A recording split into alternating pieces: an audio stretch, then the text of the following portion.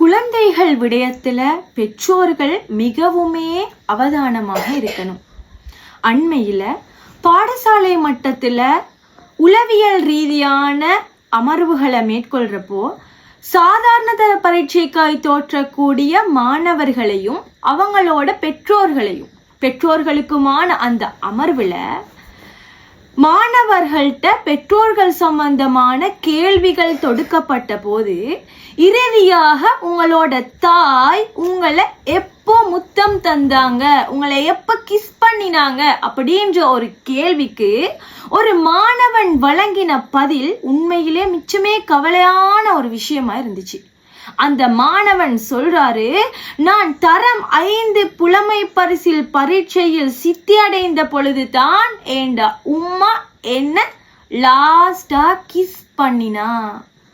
அதாவது 5 வருட காலமாக அந்த புள்ளைக்கு உம்மாட அரவணைப்புன்னு சொல்றது கிடைத்தே இல்லை.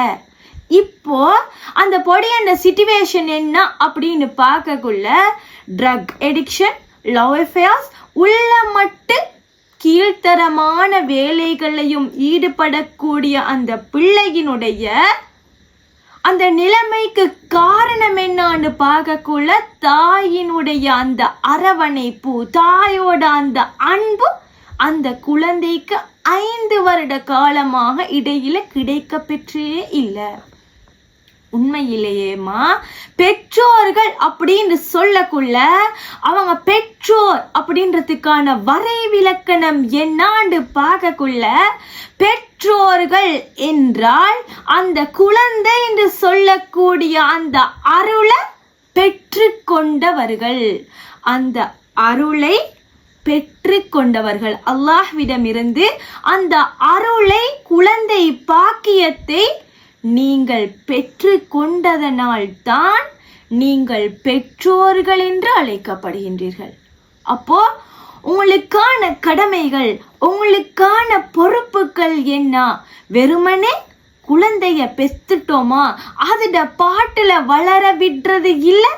பெற்றோர்கள் என்று சொல்லக்குள்ள முறையாக அவங்கள வளர்த்து எடுக்க ஒவ்வொரு விஷயமா நீங்க யோசிச்சு செயற்படணும். இந்த குழந்தையிட இந்த மாணவன்ட விடயம் போல உங்களோட பிள்ளைகளுக்கான அந்த சின்ன சின்ன விடயங்கள் ஒரு தாயா உங்கள் மூலமாக உங்களோட குழந்தைகளுக்கு கிடைக்க பெறலன்னு சொன்னா 5ஆம் தர புலமை பரிசில் பரீட்சையில சித்தி அடைந்த புள்ள சாதாரண தர பரீட்சையில எதிர்காலமே தெரியாத ஒரு நிலைமைக்கு எப்படி மாறி போயிட்டோ அது மாதிரி தான் உங்களோட பிள்ளைகளினுடைய நிலைமை மாறும்.